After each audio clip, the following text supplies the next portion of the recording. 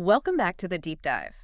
How often do you find yourself scrolling through news about corporate scandals, political promises, and, well, personal heroic actions, realizing you're just drowning in noise? It happens all the time. You want to quickly distill the foundational essential principles that truly define ethical action, whether you're judging the highest office or, making a tough call in your daily life. It can be overwhelming. It is. And that complexity is exactly why we structured this deep dive today. We're aiming to cut through that information overload. Okay. We have a highly structured set of sources notes, really, on core ethical principles for governance.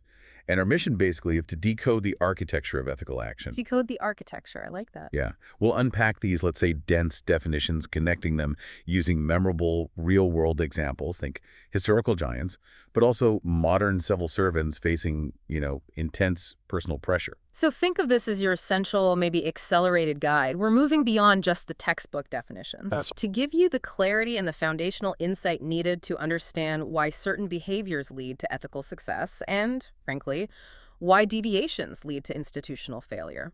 We're starting right at the deepest level. The individual. Okay, so when we talk about individual ethics, the concept that seems to sit right at the top is integrity. We hear the word constantly, but what does it structurally demand, especially, say, in a professional setting? Integrity is definitely the cornerstone. It's defined as consistency. Consistency of thought, speech, and action, adhering always to the highest possible moral standards. Okay, highest standards. And for anyone holding public office, and really this applies conceptually to leadership in any field, the sources mandate something crucial: insulation. Insulation, meaning Holders must actively insulate themselves from extraneous influences.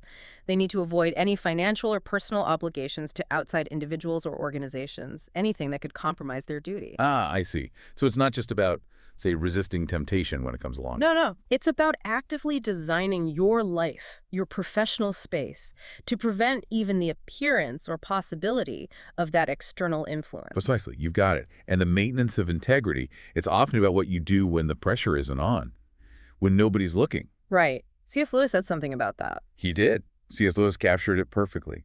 Integrity is doing the right thing even when no one is watching. And we see this principle applied really powerfully when we look at figures who just refuse to blur those lines between public and private funds. Like APJ Abdul Kalam. Right, that example stood out. Yes, exactly. Kalam famously bore the expenses for his own family's attendance at his swearing-in ceremony. Now, you could say it was a minor expense, relatively speaking. Sure, in a grand scheme. But by personally paying for it, he demonstrated this unwavering commitment. Public resources are only for public purposes. It sets an immediate ethical tone right from the start. And then there's the resilience needed, maintaining integrity when the system itself seems to push back. The source highlights a pretty formidable example in the Indian Administrative Service. Yes. The case of Ashok Khemka. It's almost canonical in these discussions. 45 transfers in 23 years. That's intense. It is. Despite his proactive stance against corruption leading to these constant transfers, he apparently never wavered in his fundamental dedication to principle. That level of endurance suggests integrity isn't just some static value you possess. Right, it's active. It's dynamic. It's a consistent commitment to upholding that highest moral standard, even when the system itself seems to be, punishing you for it. And integrity also demands moral responsibility. You have to own the outcomes of the system you lead, even if the failure wasn't directly your fault, personally. That's the core of self-accountability in leadership. Lal Bahadur Shastri demonstrated this textbook style when he resigned as railway minister following a major train accident. He accepted moral responsibility for the lives lost. Even though he wasn't driving the train. Of course not. And similarly, Ishwar Haran, the former head of the Delhi Metro, he also resigned when a bridge collapsed during construction. They weren't physically on the site causing the failure, but their integrity demanded they take ownership of the systemic oversight, the environment, that allowed that failure to happen. It sets a crucial standard. Yeah. Failure at the top can't be divorced from accountability. Okay, let's unpack where it gets really nuanced, though. The integrity paradox. Our source material really drives home this distinction between having high moral standards and having the necessary, functional knowledge to act on them. This is such a critical insight, especially today with complex systems. The paradox works both ways, you see. How so? First, you have integrity without knowledge.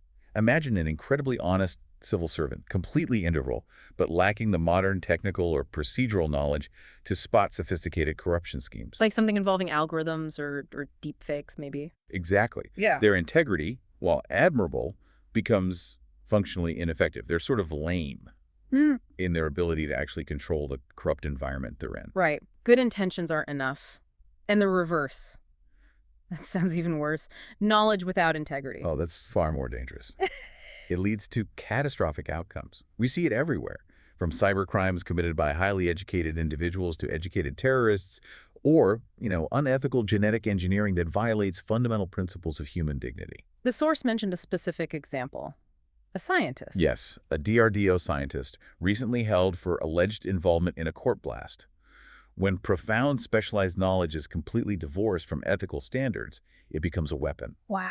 This is why holistic competence, especially in emerging fields like AI development or bioethics, absolutely requires merging professional knowledge with a strong ethical backbone.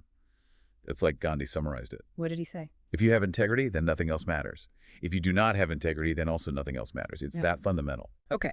So if integrity is that consistent, highest moral alignment, where does simple honesty fit into this picture? Is it just a part of integrity? Honesty is, you could say, the prerequisite. It means simply holding the facts as they are, upholding the truth in your communications. The distinction is subtle, but really vital. How so? Well, integrity requires a commitment to the highest moral process, including intellectual honesty and effort. Honesty, on its own, is just stating the facts as you believe them. Can you give an example? Sure. Our sources provide a great contrast. A person might honestly believe all politicians are corrupt. Okay, that's their honest belief. Right, you hear that all the time. But the lack of effort, the lack of due diligence to verify that sweeping claim, perhaps ignoring evidence to the contrary that demonstrates a failure of integrity, which requires intellectual rigor and moral effort, not just stating an opinion. Interesting. So both honesty and integrity are absolutely inseparable from accountability. You have to be answerable for the actions taken under your watch. Absolutely. Accountability is defined by three key components in our source. Yeah. Answerability, enforcement, and responsiveness. Answerability, enforcement, responsiveness. Okay. Any public office is rightly viewed as an office of trust. That means those holders are directly accountable to the public for every decision made. The most obvious institutional mechanism is, well, elections. Elected officials are held accountable every 5 years. But accountability needs to be more dynamic than just every 5 years, right? It has to be ongoing. The source mentioned practical ways technology is enhancing this. Yes, definitely. Look at the Indian Railways initiative using Twitter for quick complaint resolution. That's immediate responsiveness built right on top of answerability. It's happening in real time. But we also need what the sources call social accountability mechanisms that actually integrate the citizen into the oversight process itself. What does that look like in practice? This includes things like participatory budgeting, where citizens have a say in how funds are allocated, public expenditure tracking, and crucially, social audits, which are used for large schemes like the Mahatma Gandhi National Rural Employment Guarantee Act, MGN or AGA. So the public gets to review the books, essentially. In a way, yes. The Second Administrative Reforms Commission, the second ARC, they pointed out that fragmentation in decision-making often creates a culture where people can easily create alibis for non-performance. Strong accountability mechanisms, especially social ones, help dismantle those alibis. Okay. Moving on from personal consistency and answerability, let's shift to the active motivation for good. Selflessness and dedication to service. These feel closely related. They are. Selflessness is about aligning your own desires with the needs of others, basically prioritizing public interest over personal gain. For a public official, every single decision must be solely in the public interest. Not for yourself, family, friends. Never. Not for personal, financial, or any other benefit to themselves, their family, or their friends. That's the moral wall separating duty from nepotism or cronyism. The examples of selfless service during crises, they're always the most memorable, aren't they? The second wave of the COVID-19 pandemic saw some phenomenal selflessness. Absolutely. The NGO work was incredible, like Khalsa Aid setting up oxygen camps that showed extraordinary citizen action stepping into the breach. Right. But we also see this quiet dedication at the individual level. Think of Baba Amte's lifelong service to leprosy patients. Or Karamul Haq, the bike ambulance data, who provides emergency transport in rural West Bengal on his motorbike. He saw a need and just started doing it. Amazing. And the concept of walk the talk is essential here, too.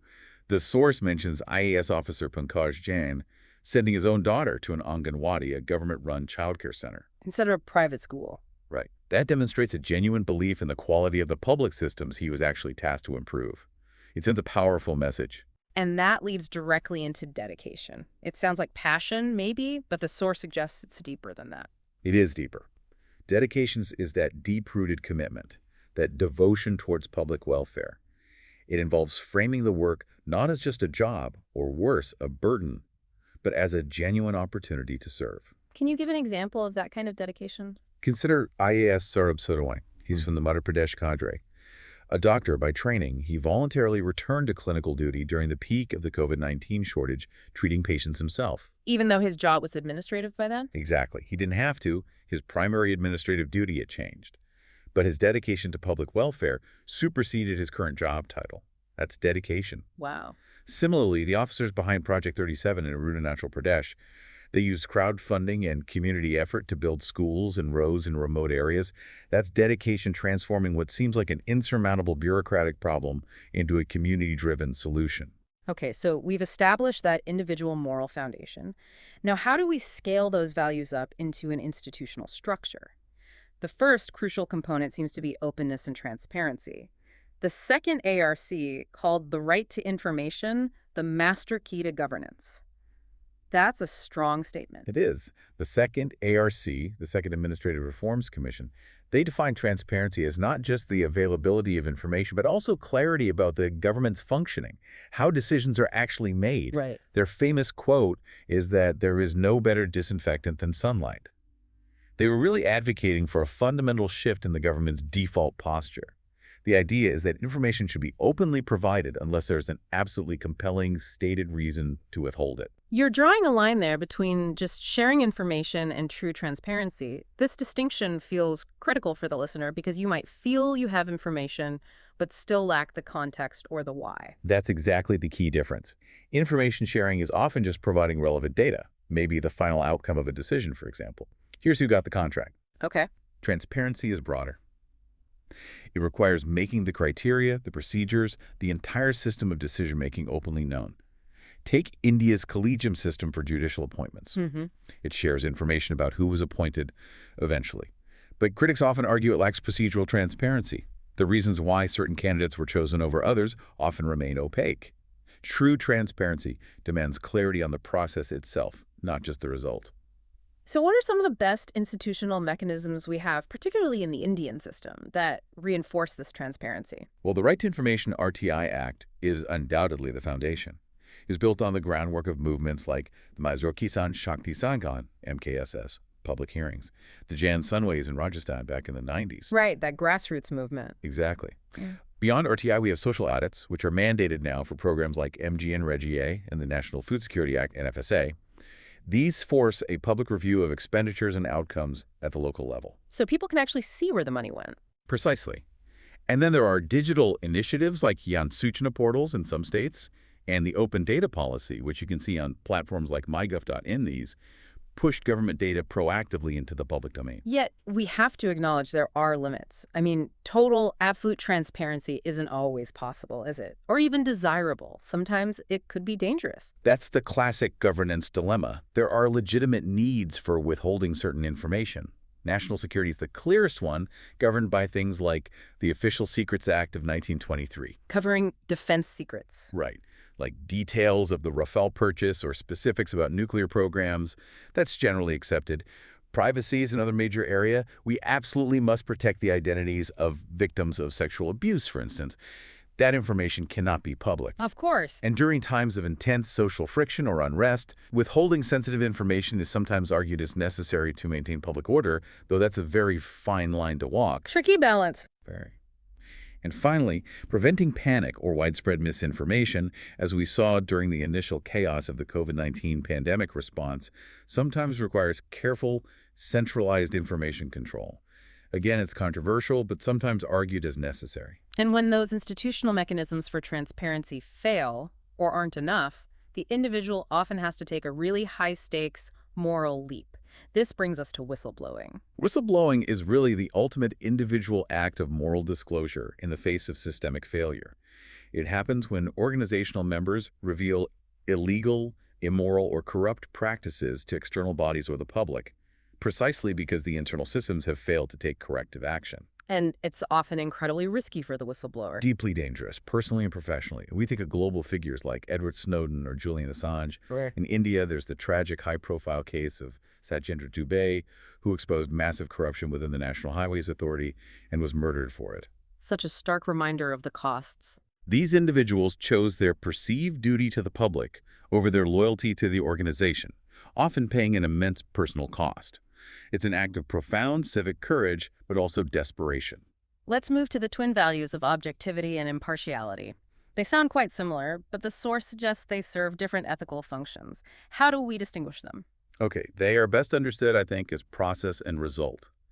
Objectivity is the process. It means evaluating a situation based purely on facts, on evidence, without the interference of personal bias, feelings, or external pressure. It's about analytical rigor. The how of deciding. Exactly. Impartiality is more the end result or the stance. It means not supporting one group or person more than another, not showing favoritism.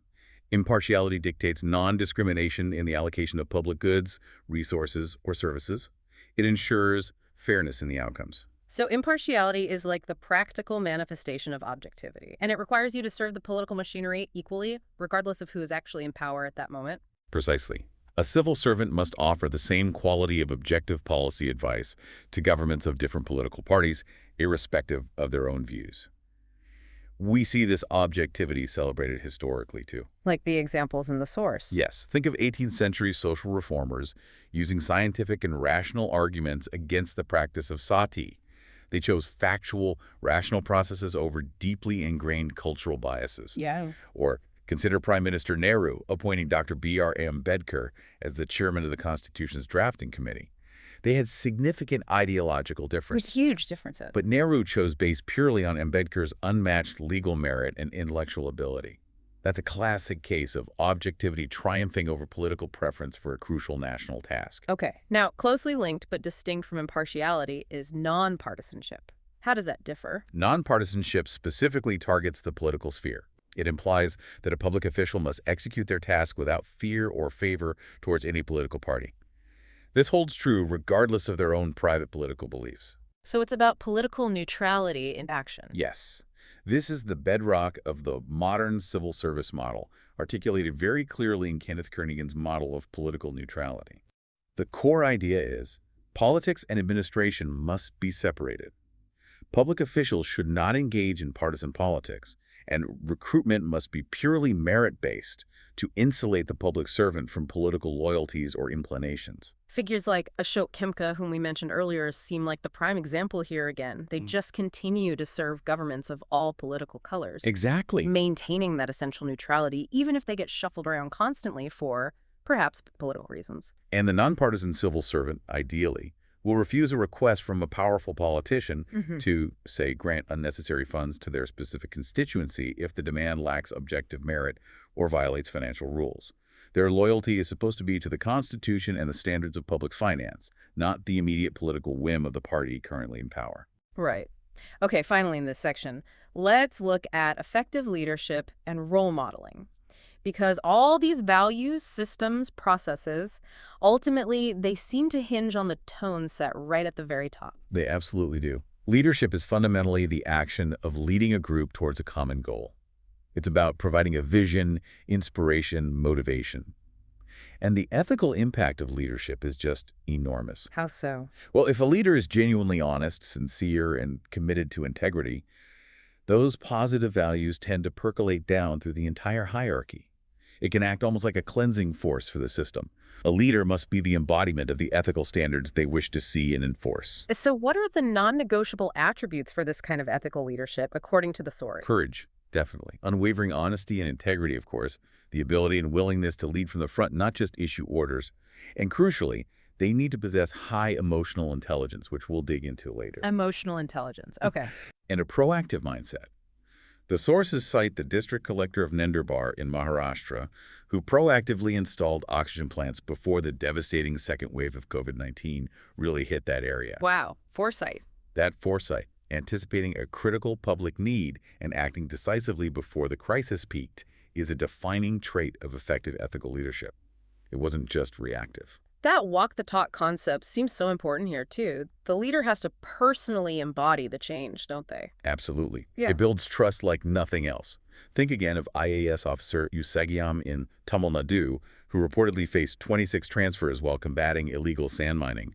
His continued service, despite that kind of apparent persecution, inspires trust and commitment in his team and the public who see it. And the opposite is also true. Negative leadership. Yes, and the impact can be devastating. Negative leadership often demonstrates the terrible impact of a narrow perspective or prioritizing personal power. Historical examples like Stalin's forced collectivization, which led to the horrors of the gulags. Or, as the source mentions, Kim Jong-un allegedly diverting food supplies to the capital during a famine while the periphery starved. These show how narrow self-interest and excessive centralization at the top lead directly to massive public welfare failures. It's just as the Bhagavad Gita wisely advises. That's the quote. Whatever a leader does, so do other people. Whatever standard he sets, others follow. Leadership actions ripple outwards. Okay, we've covered the structural and institutional requirements for ethical governance. Now let's move inward a bit, focusing on the psychological and moral resources people need to actually sustain these ethical commitments. We start with empathy, compassion, and tolerance. How are empathy and compassion related but different? Good question.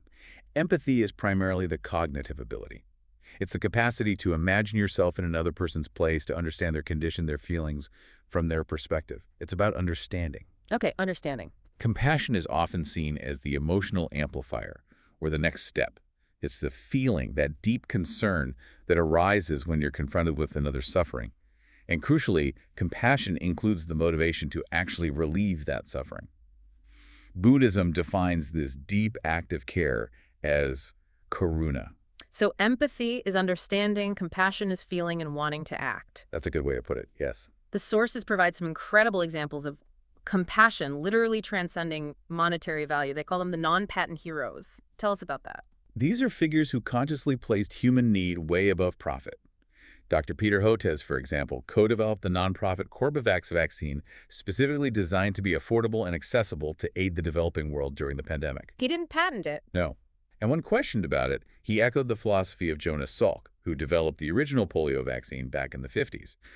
Salk refused to patent it, famously replying to the question of who owned the patent, well, the people, I would say. There is no patent. Could you patent the sun? Wow. You don't patent the sun. That's powerful. It's a deeply moving philosophical statement, isn't it? It positions vital medical knowledge as a global common good, demonstrating compassion on a truly global scale. And we see that same principle, that compassion, scale down to the municipal administration level too, right? Yes, absolutely.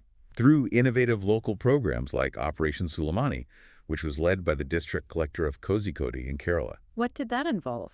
It involved collaborating with local restaurants to set up a system ensuring free meals for the poor and hungry using a voucher system. It was a system built entirely on compassionate administration and community coordination. That's fantastic. Or another example the source gives, a high court judge who personally intervened to secure a Dalit girl's admission to an IIT after she technically lost her spot due to a last-minute financial crisis preventing fee payment.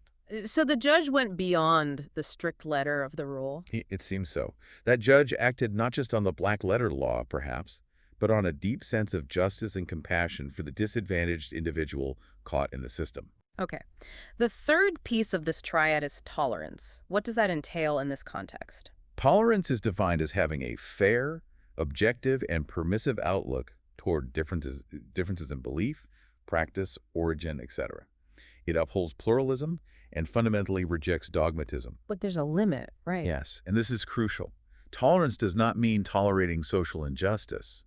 You must tolerate difference of opinion or culture, but you have a moral obligation to challenge injustice, discrimination, or harm. It's tolerance of difference, not tolerance of wrongdoing. Historically, the source points to Emperor Akbar's doctrine of Sulikul. Yes, promoting universal peace or peace among all religions. That's a classic historical example of state-sponsored tolerance in a diverse society. And contemporary examples? Well, the source mentions Pew Research data suggesting that respecting all religions is seen by a majority across different faiths as a central component of what it means to be truly Indian. That reflects its societal value. And that specific example from Kerala. Ah, yes, the Hindi temple in Kerala that welcomed local Muslims to offer their prayers on its premises when their nearby mosque was submerged in floods. Yeah. That willingness to share sacred space in a time of crisis reflects a really profound level of cultural tolerance and empathy in action. Okay. Next, let's tackle a key psychological resource needed for ethical performance. Emotional intelligence, EI, and attitude. What exactly is EI? EI, or emotional intelligence, as defined by researchers Mayer and Salovey, is the ability to, first, monitor one's own and others' emotions, second, to discriminate between different emotions accurately, and third, to use that emotional information to guide your thinking and behavior effectively. And it's really important for success. Daniel Goleman, who popularized the concept, argued that emotional quotient, or EQ, can account for up to 80% of adult success, often more important than raw IQ. It's essentially the ability to navigate the complex emotional landscape of public and private interaction while maintaining your own internal balance and effectiveness. The examples in the source show EI as a tool for both resilience and crisis management. Resilience, absolutely. Yeah. Think of Savitribai Phule, the 19th century Indian social reformer. She faced terrible abuse. People threw stones and dung at her for daring to educate girls and lower caste children. Incredible hostility. Yet her ability to maintain her determined march to the school, sometimes carrying a spare sari, and her compassionate attitude despite that intense opposition. That's a perfect demonstration of using emotional control and regulation to achieve a deeply held, value-driven goal. And in a crisis situation? In crisis, EI can be a powerful peacemaker. The source details an incident involving Chiten Singh Rathore, an IPS officer. He apparently managed to control a rapidly escalating communal riot crowd by having them sing the national anthem together. Really? How did that work? By shifting the immediate focus from the intergroup conflict to a shared unifying national identity. He used a powerful symbol with strong emotional associations to de-escalate the situation. That requires sharp emotional reading of the crowd and bold action. But the source wisely warns about the dark side of EI. It can be used for manipulation, right? Definitely. EI itself is ethically neutral. It's a skill set. If wielded by ill-motivated people, it can be extremely dangerous. History is replete with examples. Such as? Well, persuasive emotional impact, the tactile use of anger, fear, nationalism, scapegoating, can be used to distort people's reasoning, bypass critical thinking, and inculcate hatred for political gain. This often involves exploiting existing socioeconomic disparities or historical grievances. Like Hitler's rise. Hitler's ability to manipulate the collective consciousness of Germany through masterful oratory and emotional appeals is the tragic, classic example. High EI, but used for horrific ends. The ethical outcome depends entirely on the person's underlying core values and intentions. And this feeds into our broader perspective on attitude. The source mentions Daniel Katz's functionalist theory to help explain why our attitudes can be so persistent, so stubborn. Right. Katz suggested our attitudes aren't random. They serve specific psychological functions for us, which explains why they form and why they resist change. He identified 4 main functions. Okay, what are they? First, the need function, or utilitarian function. Basically, your attitude aligns with what benefits you or helps you avoid punishment. For instance, a wealthy person might develop a positive attitude towards lower taxes. Makes sense. Second, the knowledge function. Attitudes help us structure, organize, and understand the complex world around us. They provide mental shortcuts, though this can sometimes lead to harmful stereotyping. Okay. Third. Third is the ego defensive function, and this one is really important. Attitudes can protect our self-image, help us justify actions that might make us feel guilty, or project our own insecurities onto others.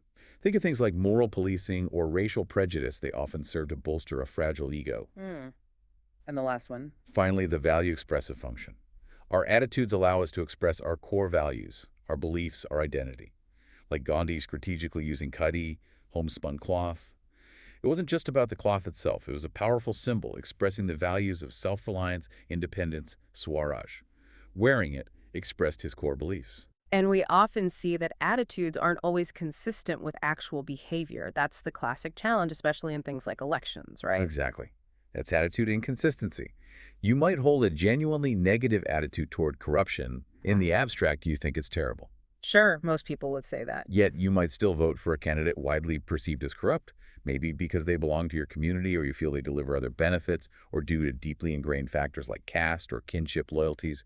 Your behavior contradicts your stated attitude. And consistency. Consistency, conversely, would be something like holding prejudice against a certain community and then consistently refusing to rent accommodation to members of that community. In that case, the action unfortunately aligns with the negative attitude. Okay. This brings us to what feels like the ultimate internal moral guide. Conscience. How do the sources define it? Conscience is described as that intuition, that inner voice, which provides us with a moral sense of right and wrong. It's sometimes called the lighthouse of human morality. And Gandhi had strong views on this too. Very strong. Gandhi elevated it above all external laws and codes. He called it the higher court, the court of conscience, insisting that it supersedes all other courts.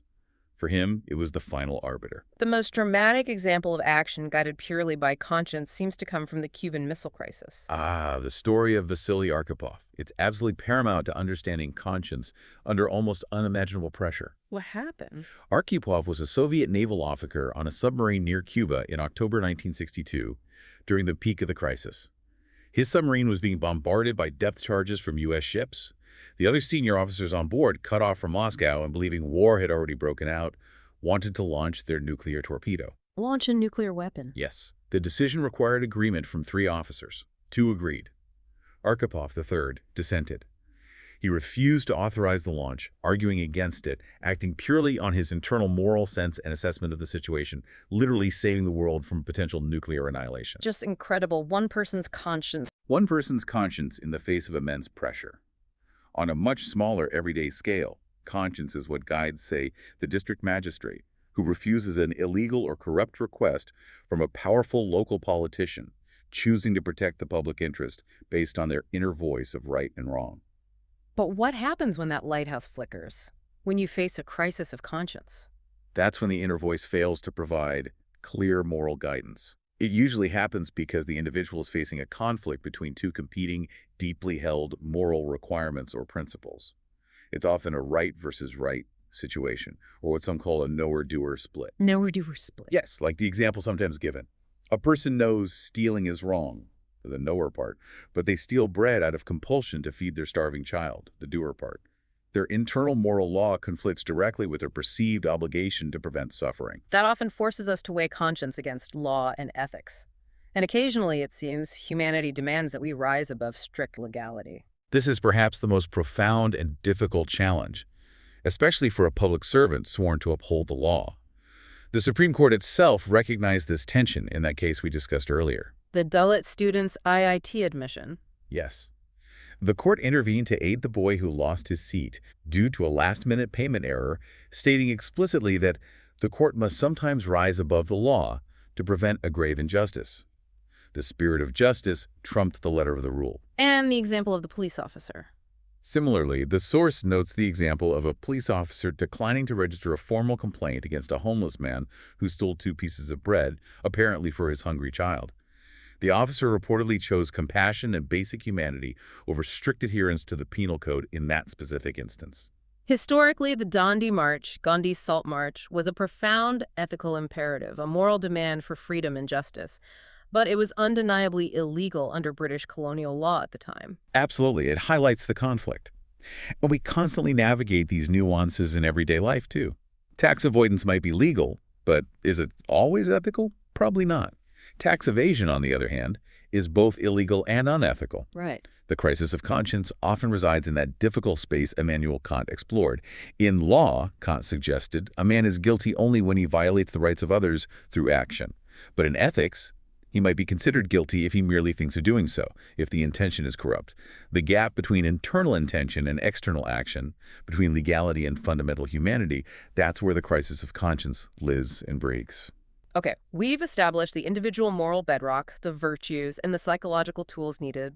Let's zoom back out now to the institutional level, starting with good governance, corporate ethics, and probity. What are the modern markers of truly effective good governance? Well, good governance, broadly defined, is the process where public institutions manage public affairs and resources, economic, social, political, in a way that guarantees human rights, is substantially free of abuse and corruption, and fundamentally upholds the rule of law. And what are the key elements that define it? Our sources identify several key elements, often with concrete examples. Responsiveness is one like the Sarathai Initiative for streamlining transport regulations and services, responding to citizen needs. Okay. Effectiveness and efficiency. The source gives the example of Tambalan Ayaj, an NGO constructing a hospital in a remote Maoist-affected area, delivering essential services where the state perhaps struggled. That's effectiveness. Right, getting things done. Equity and inclusiveness. Look at the Kudambashri program in Kerala, which has empowered millions of women through community networks and microenterprise. That's building equity. And of course, transparency, like the John Sushna portals we mentioned, and accountability are crucial pillars. Within that broader framework of good governance, the term probity comes up. What exactly does that signify? It sounds a bit formal. It does sound a bit formal, but it's important. Probity is defined as strict adherence to moral principles. It essentially means confirmed integrity, especially in procedures. In governance, it signifies procedural integrity. Procedural integrity. Yes, meaning the systems and processes themselves must be honest, transparent, ethical, and able to withstand intense public scrutiny. It's not just about individual honesty. The system must have integrity. The National Commission to Review the Working of the Constitution, NCRWC, emphasized that the absence of corruption isn't just a nice-to-have virtue. It's an absolute prerequisite for ensuring probity in governance. And this requirement for procedural honesty for probity, it extends directly into the private sector, too, forming the basis of corporate ethics and corporate governance. Absolutely. Corporate ethics encompasses all the ethical principles applicable to corporate activities. This covers a huge range. Corporate governance itself, but also issues like insider trading, bribery, discrimination, environmental responsibility, and corporate social responsibility, CSR. Are there positive examples of companies trying to embed this? Yes, thankfully. The source mentions Novartis, the pharmaceutical company, apparently rating its sales representatives based not just on sales quotas achieved, but also on their adherence to the company's ethical values in their interactions. Interesting. So values are part of the performance review. Seems so. And Coca-Cola, another example given, actively uses data from Transparency International to map its global bribery risks. This allows them to focus their anti-corruption training and efforts more precisely in high-risk regions. It's a data-driven approach to ethics. Yet we've seen so many high-profile corporate governance failures that show just how fragile these systems can be when push comes to shove. Absolutely. Corporate governance, which refers to the processes, principles, and structures ensuring a company is run effectively and crucially in the best interests of all its stakeholders, not just executives, has failed spectacularly in several well-known cases. Like Satyam. Satyam is the classic Indian example, where massive accounting fraud inflated revenues and deceived investors for years. Ranbaxy, with its data integrity issues alleged by the FDA, or the allegations against former ICICI Bank CEO Chanda Kochar regarding potential conflicts of interest and resource misallocation. What typically causes these failures? Often it stems from a lack of genuinely independent directors on the board, insufficient procedural transparency within the company, weak internal controls, and ultimately a corporate culture where the relentless pursuit of profit or personal gain overrides the fiduciary duty owed to shareholders and the broader public interest. But there are alternative models, best practices that focus more on the collective or stakeholders. Yes. We can look at models like cooperative governance. The Amul model in India is often cited. It's structured for the collective benefit of the milk producers, the farmers themselves, rather than just maximizing profit for external shareholders. Right. Or consider corporate social responsibility, CSR activities, when they're genuinely based on principles like Gandhi's trusteeship doctrine, the idea that wealth holders are trustees for society. ITC's e-Chupal network, which aimed to empower farmers directly with information and better pricing, is sometimes seen in this light. Ethical corporate governance really needs to embrace that triple bottom line: people, profit, and planet. Okay, let's transition now to the highest level of codified ethics within a nation: law and constitutional morality. What exactly is constitutional morality? Constitutional morality is a fascinating concept. It refers to the ethical ideals, a spirit, the philosophical principles that underpin the formal written provisions of a constitution. It's more than just following the letter of the law. And Dr. Ambedkar spoke about this. Yes, Dr. B.R. Ambedkar discussed it extensively. For him, it involved a deep reverence for the forms and principles of the Constitution, combined crucially with the freedom of open speech and public dissent.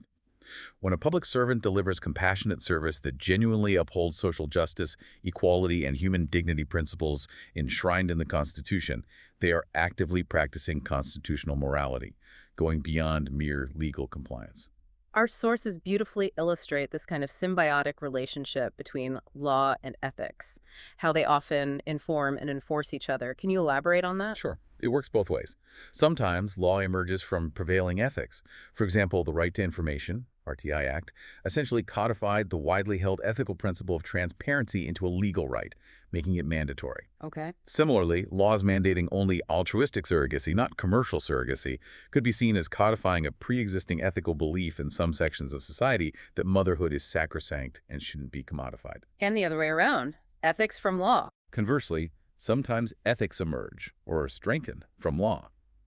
The legal abolition of deeply ingrained practices like sati, untouchability, or more recently, triple talaq. These were arguably ethical advancements that were driven and cemented by the legal system. The law forced a behavioral change which, over time, helped shift societal ethics and norms. This dynamic relationship is constantly tested, isn't it, when we face an ethical dilemma, that really difficult moment of right versus right. Precisely. An ethical dilemma isn't just a choice between right and wrong. That's a moral temptation.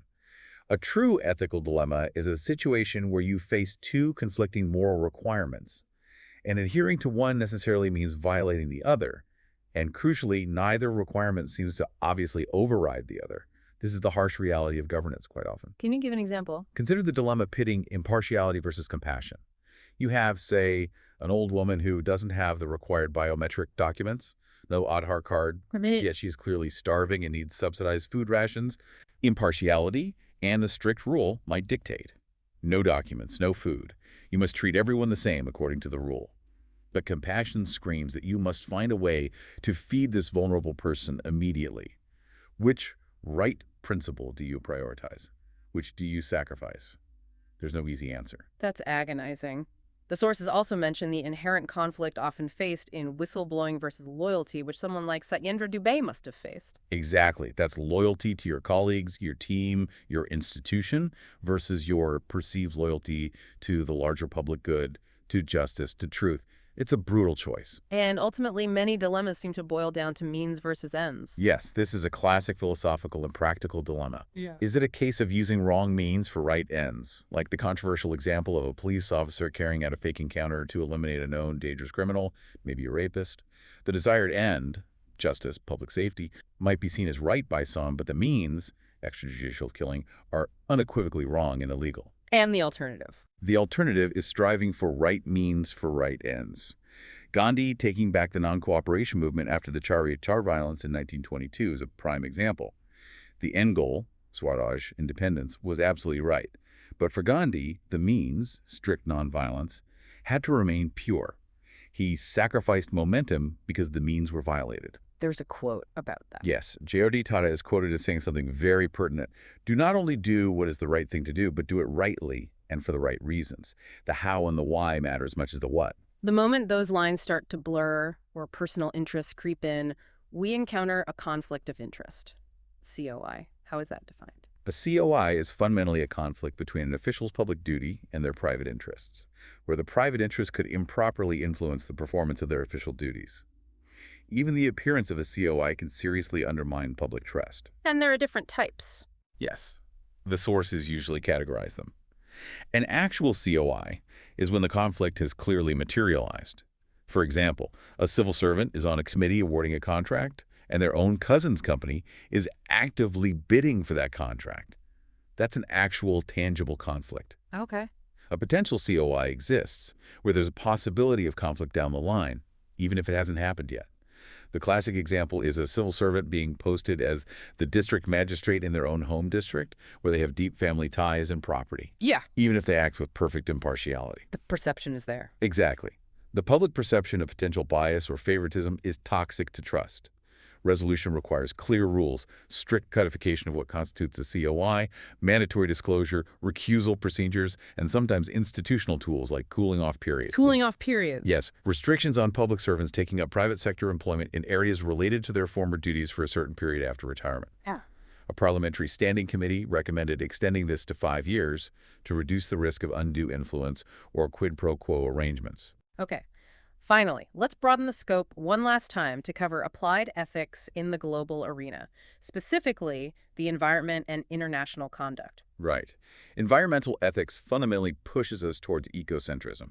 This means shifting our moral focus from a purely human-centered, anthropocentric or egocentric view to one that recognizes the intrinsic value of the entire ecosystem and prioritizes ecological health, sustainability, and coexistence. Are there concepts from Indian philosophy that support this? Yes, definitely. The source mentions Buddharina from Hinduism, the idea that humans owe a debt to nature, to all living beings.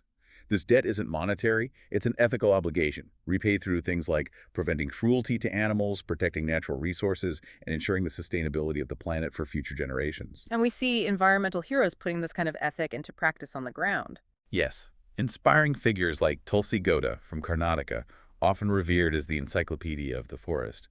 She's dedicated her life, largely unrecognized for decades, to planting and protecting thousands of trees and native species, possessing immense traditional ecological knowledge. Amazing dedication. Or the example of IFS officer Vaibhav Singh, noted for his work in restoring degraded Himalayan forests and implementing large-scale rainwater harvesting projects. This kind of local, dedicated action directly aligns with global frameworks like the UNESCO Declaration on Ethical Principles in Relation to Climate Change, adopted in 2017.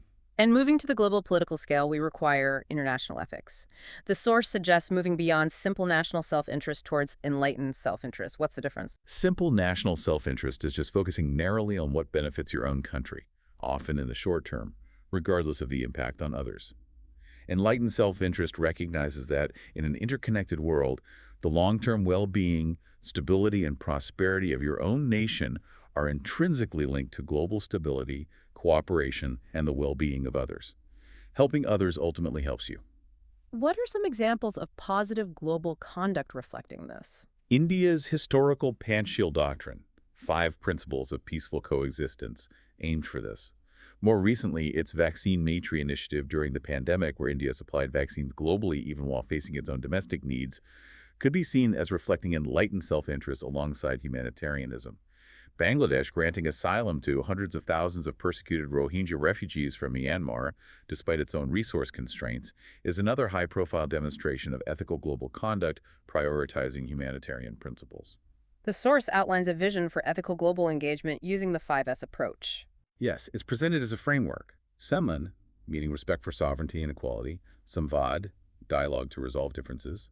Sahyog, cooperation on shared challenges. Shanti, working towards peace and security. And Samriddhi, shared prosperity. It's an aspirational model. And conversely, negative global conduct shows the failure of these international ethics. Absolutely. Examples given include Russia invading Ukraine, prioritizing perceived national interest and territorial gain over international law and sovereignty, or the lack of timely and unified support from some wealthy nations, particularly certain European powers, according to the source, for patent relaxation on COVID-19 vaccines. That was seen by critics as prioritizing national pharmaceutical profits over faster, universal human access to life-saving technology during a global crisis. That's arguably unenlightened self-interest in action. #outro. So we have spent a good amount of time today really diving deep into the architecture of ethical governance. We've unpacked and tried to connect, more than a dozen critical concepts, from the very personal internal voice of conscience all the way up to the external structures of good governance and international conduct. We've seen how that inner voice must ideally guide the outer systems of transparency and accountability, and how all of this needs to be supported by those core individual virtues like integrity, selflessness, and compassion. Yeah. The synthesis seems pretty clear as we wrap up. For you, the listener, to achieve true holistic competence, whether it's in public service or really any professional field, the Department of Personnel and Training, DAPT, in India, identifies that essential fusion. They call it the 4 E's. The 4 E's. Your professional competence, your skills, must be merged seamlessly with ethos, which is your fundamental character, ethics, your active moral standards, equity, your commitment to fairness and impartiality, and effectiveness, your ability to actually deliver results. It brings together everything we've discussed. It really does. And it comes back to that paradox we talked about earlier. Remember, integrity without knowledge is functionally, well, lame. It's ineffective. But knowledge without integrity, that's truly dangerous.